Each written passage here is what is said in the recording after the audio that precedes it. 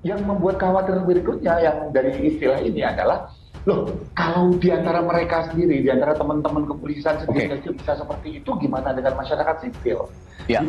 Gimana juga bahwa kemudian hukum ini diletakkan di mana, sedangkan abdi penegak hukumnya aja tidak menaati hukum untuk kesalahan yang dilakukan dia. Adalah mengawal kebijakan atau arahan Presiden bahwa harus dibuka dengan benar.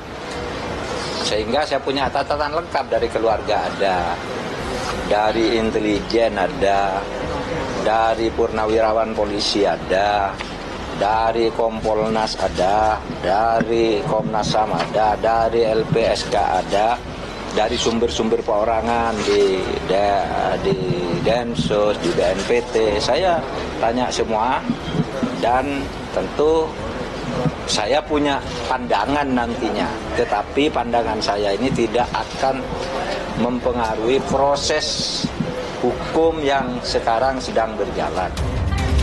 Pemeriksaan ataupun penyidikan tidak berhenti sampai di sini. Ini tetap berkembang. Sebagaimana juga rekan-rekan ketahui bahwa masih ada beberapa saksi lagi yang akan kita lakukan pemeriksaan di beberapa hari ke depan. Komarudin soroti kelicikan Ferdy Sambo pakai seragam jenderal saat diperiksa. Bagaimana anak buah mau periksa komandannya? Pengacara keluarga Brigadir J Komarudin Simanjuntak menyoroti kelicikan Irjen Ferdy Sambo yang mengenakan seragam jenderal bintang 2 saat diperiksa penyidik hari ini, 4 Agustus 2022. Taktik itu ditengarai ingin membuat penyidik yang tak lain adalah mantan anak buah Ferdy Sambo segan terhadap komandannya. Komarudin menilai tingkah Ferdy ini tidak patut dilakukan.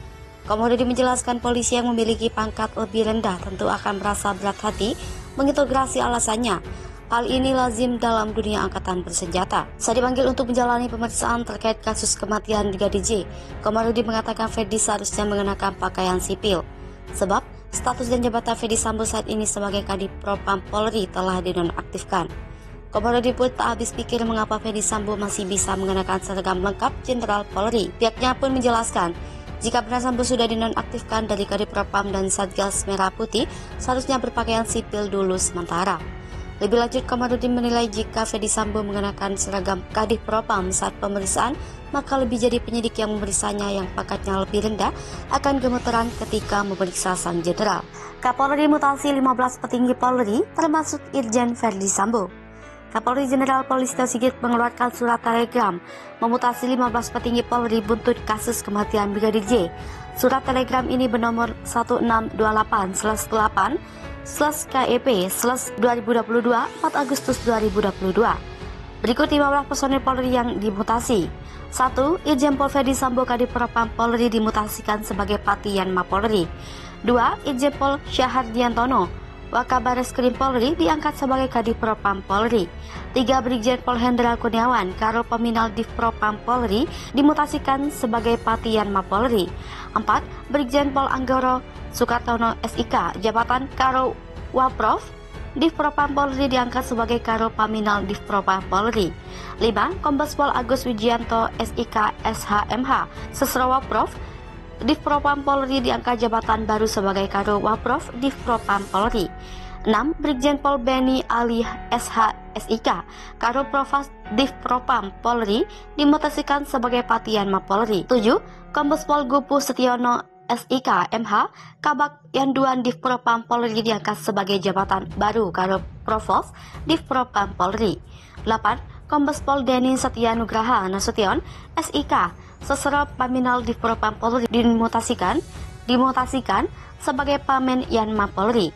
9. Kombes Pol Edgar Diponegoro SIK MH Propaminal Div Propam Polri diangkat sebagai Sesero Paminal Div Propam Polri. 10. Kombes Pol Agus Nurpatria SK Kaden A Rapominal Div Propam Polri dimutasikan sebagai Pamen Yanma Polri. 11. AKBP Arif Rahman Arifin SIK MH Wakil Kepala Detasemen B Ropaminal Propam Polri dimutasikan sebagai Pamenian Mapolri. 12. Kompol Paikuni Wibowo jabatan PS Kasubag Riksa Bagak Etika Rawat Prof Div Propam Polri dimutasi sebagai Pamenian Mapolri. 13. Kompol Cut Putranto PS Kasubag Audit Perawat Prof di Propam Polri dimutasikan Pamen Yanma Polri.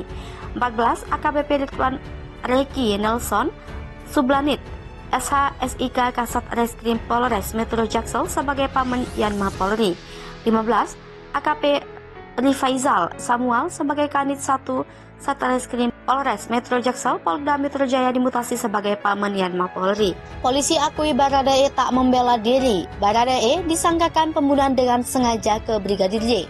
Polisi kini mengakui di kasus polisi tembak polisi, Baradae bukan membela diri ketika menembak Brigadir J. Polisi telah menetapkan Baradae Richard Eliezer atau Baradae sebagai tersangka dalam kasus tewasnya Brigadir Nofriansah Yosua Huta Barat alias Brigadir J. Dalam kasus ini, Baradae disangkakan pasal pembunuhan dengan sengaja. Menurut polisi, penembakan yang dilakukan Baradae dalam insiden di rumah Kepala Divisi Profesi dan Pengamanan Polri nonaktif Irjen Ferdy Sambo Jumat 8 Juli 2022 bukan upaya membela diri dari Brigadir J. Keterangan polisi kini pun seakan tak sejalan dengan kronologi yang disampaikan Polri di awal yang menyebutkan Baradae menembak karena membela diri dan merespons tembakan Brigadir J. Seolah kronologi yang disampaikan di awal terungkapnya kasus ini bertolak belakang dengan keterangan polisi kini. Bukan bela diri, Baradae ditetapkan sebagai tersangka dalam kasus tewasnya Brigadir J pada Rabu 3 Agustus 2022, hampir 1 bulan setelah kematian Brigadir Yosua. Baradae menjadi tersangka atas laporan yang dibuat oleh pihak keluarga Brigadir J terkait dugaan pembunuhan berencana. Polisi memastikan Baradae menjadi tersangka pembunuhan dalam kasus ini. Baradae diduga tidak dalam situasi membela diri saat membunuh Brigadir J hingga dijerat pasal tentang pembunuhan yang disengaja. Pasal 338 Jo Pasal 55 dan 56 KUHP jadi bukan bela diri, kata Direktur Tindak Pidana Umum Badan Reserse Kriminal Polri Brigjen Andirian dalam jumpa pers di Mabes Polri Jakarta, Rabu 3 Agustus 2022. Adapun pasal 338 KUHP berbunyi, barang siapa dengan sengaja merampas nyawa orang lain diancam karena pembunuhan dengan pidana penjara paling lama 15 tahun. Sementara pasal 55 KUHP berbunyi demikian. 1. Pidana sebagai pelaku tindak pidana. 1. Mereka yang melakukan, menyuruh melakukan dan turut serta melakukan perbuatan. 2. Mereka yang dengan memberi atau menjanjikan sesuatu dengan menyalahgunakan kekuasaan atau martabat, dengan kekerasan, ancaman, penyesatan atau dengan memberi kesempatan, sarana, keterangan atau sengaja menganjurkan orang lain agar melakukan perbuatan. 2. Terhadap penganjur, hanya perbuatan yang sengaja dianjurkan sajalah yang diperhitungkan beserta akibat-akibatnya. Aturan dalam pasal ini merupakan penerapan sanksi pada pelaku yang melakukan penyertaan tindak pidana apabila dalam sebuah kasus terjadi pelanggaran yang dilakukan oleh beberapa waktu lalu. Lalu, pasal 56 KUHP mengatakan, dipidana sebagai pembantu kejahatan. 1. Mereka yang sengaja memberi bantuan pada waktu kejahatan dilakukan.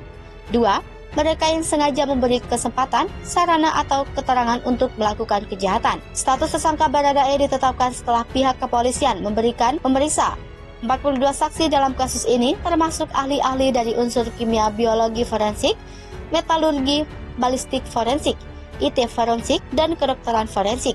Polisi menyampaikan ke depan masih akan terus melakukan pendalaman terkait kasus ini. Keterangan polisi di awal, kasus kematian Brigadir J pertama kali diungkap pihak kepolisian pada Senin 11 Juli 2022. Polisi mengungkap bahwa Brigadir J merupakan personil Badan Reserse Kriminal Polri yang diperbantukan di Propam sebagai sopir Ferdy Sambo.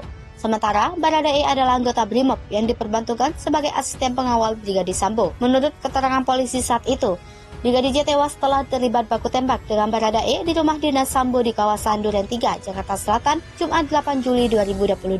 Peristiwa ini bermula dari dugaan pelecehan yang dilakukan Brigadir J terhadap Putri Chandrawati, istri Ferdy Sambo. Brigadir J disebut sempat mengancam istri Ferdy Sambo dengan menodongkan pistol hingga membuat Putri berteriak. Baradae yang juga berada di rumah tersebut lantas merespon teriakan Putri, tetapi malah dibalas dengan tembakan Brigadir J. Baradae pun membalas dengan melepaskan peluru. Dalam baku tembak tersebut, Brigadir J disebut memuntahkan 7 peluru yang tak satu pun mengenai Baradae, sementara Baradae disebut memberondong 5 peluru ke Brigadir J. Polisi kala itu berkata motif Baradae menembak adalah membela diri dan melindungi istri Ferdy Sambo. Terkait ini, peneliti dari Institute for Security and Strategic Studies bidang kepolisian Bambang Rukminto menilai ada mislink atau sesuatu yang janggal dari keterangan polisi di awal dan penetapan tersangka Baradae kini. Dia mengatakan Pasal pembunuhan yang kini disangkakan ke tersangka menggugurkan narasi polisi di awal yang menyebutkan Baradae melepaskan tembakan karena motif bela diri. Menurut Bambang, harus ada pihak yang bertanggung jawab atas keterangan polisi di awal kasus ini. Meski diusut pula mengapa di awal keterangannya polisi menyampaikan motif penembakan terhadap Brigadir J adalah karena Baradae mencoba membela diri. Untuk mengembalikan kepercayaan publik, kata Bambang, Polri harus transparan dalam kasus ini. Polisi tak cukup hanya menyeret aktor pelaku penembakan saja ke pengadilan, tetapi seharusnya juga membuka seterang mungkin otak dari narasi-narasi janggal yang selama ini digulirkan. Bambang mengatakan selain menurunkan kepercayaan publik, mengungkapkan kasus yang tidak transparan akan memunculkan asumsi bahwa institusi kepolisian menjadi tempat berlindung selaku kejahatan. Jika ini dibiarkan ke depan, ini bukan hanya menjadi ancaman bagi masyarakat, tetapi juga personil kepolisian sendiri.